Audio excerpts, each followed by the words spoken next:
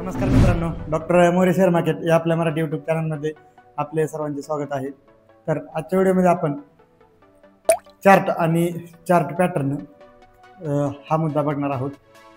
मागच्या व्हिडिओमध्ये कॅन्डल काय असते, कॅन्डलस्टिक पॅटर्न म्हणजे काय, टेक्निकल ॲनालिसिस म्हणजे काय हे बघितलेलं होतं.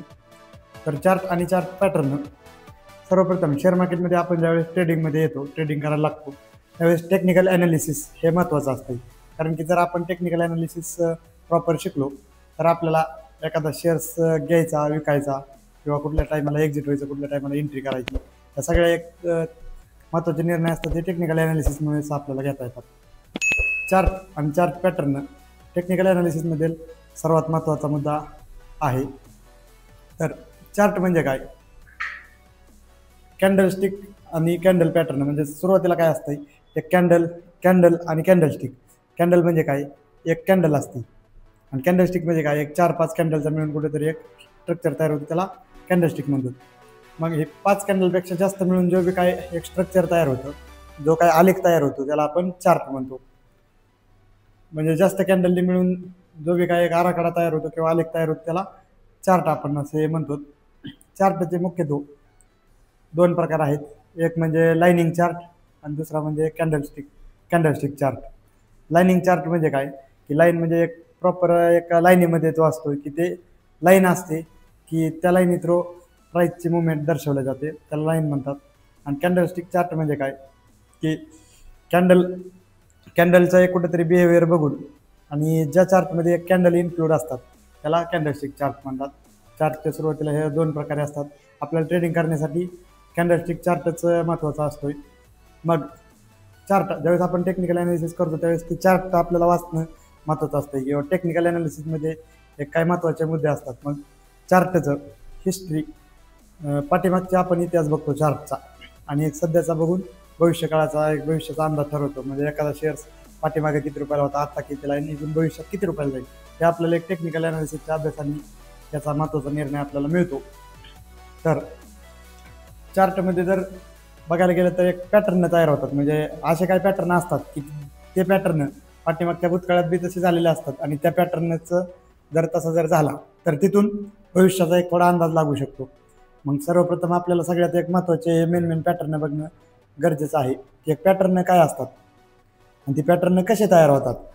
एक माणसाची ह्युमन सायकोलॉजी, एक माणसाची सायकोलॉजी कशी असते, किंवा एखादा शेअर्स खाली आला की एखादा प्रत्येक माणूस बऱ्यापैकी घेण्याचा प्रयत्न करतो, वर आला की विकण्याचा प्रयत्न करतो. मग हे जी खरेदी विक्री आहे ह्याच्यातून कुठेतरी एक बिहेवियर तयार होऊन वेगळे चार्ट तयार होतात आणि ह्याचे एक पॅटर्न काढलेले असतात. मग हे पॅटर्न जर मार्केटमध्ये जर क्रिएट झाले तर कुठेतरी त्या पॅटर्नचा ब्रेकआउट किंवा ब्रेकडाऊन किंवा ते पॅटर्न आपल्याला जर वाचता आला तर आपल्याला एक पुढचा निर्णय लक्षात येतो.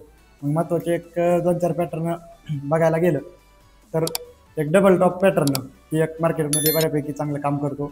डबल टॉप पॅटर्न म्हणजे काय, की एक थोडक्यात एम पॅटर्न म्हणलं तरी चालेल. म्हणजे त्याचं स्ट्रक्चर एम सारखं असतंय की एखादा शेअर 100 रुपयावरून जर 105ला गेला, 105वरून 103ला, नंतर 105ला गेला किंवा 103हून नंतर खाली 100च्या खाली जर घसरायला लागला तर एम पॅटर्न तयार होऊन कुठेतरी त्याचं ब्रेकडाऊन झालं असं म्हणतो.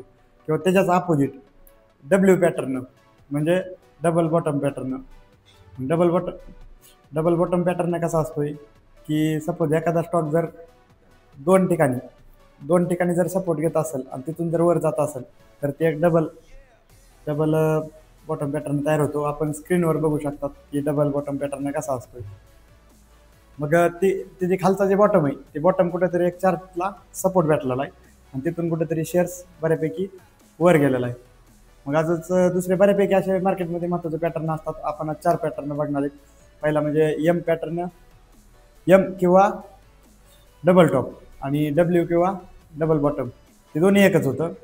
एम सारखा पॅटर्न असतो ते डबल टॉप आणि डब्ल्यू सारखा पॅटर्न असतो ते डबल बॉटम. हे दोन पॅटर्न कळणं महत्त्वाचं आहे मार्केटमध्ये ॲनालिसिससाठी. तिसरं असतं ते head and shoulders. Head and shoulder pattern म्हणजे काय, हेड अँड शोल्डर्स की त्याचा तुम्ही बघू शकता, स्क्रीनवर दाखवतो मी की ती अशा पद्धतीने असतं. सुरुवातीला एक शोल्डर टाईप एक सपोर्ट रेजिस्टन्स घेतला आहे, परत थोडा सपोर्टला मार्केट आलं आहे, नंतर रेजिस्टन्स घेतला आहे, त्याच्यानंतर खाली आलेलं आहे आणि परत दुसऱ्या टायमाला रेजिस्टन्स घेऊन परत खाली ब्रेकडाऊन दिला आहे.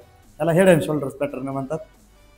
नंतर चौथ्या नंबरचा पॅटर्न म्हणजे इन्व्हर्टेड हेड अँड शोल्डर, की तर आपण स्क्रीनवर बघू शकता. इन्व्हर्टेड हेड अँड शोल्डर म्हणजे काय, की त्याच्या अपोजिट, त्याच्या विरुद्धच सुरुवातीला इन्व्हर्टेड हेड अँड शोल्डर म्हणजे सुरुवातीला शेअर्स खाली आलेला आहे, त्याच्यानंतर थोडा वर गेला आहे, त्याच्यानंतर भरपूर खाली आलेला आहे, त्याच्यानंतर थोडा वर जाऊन पुन्हा खाली येऊन नंतर मग ब्रेकआउट दिलेलं आहे.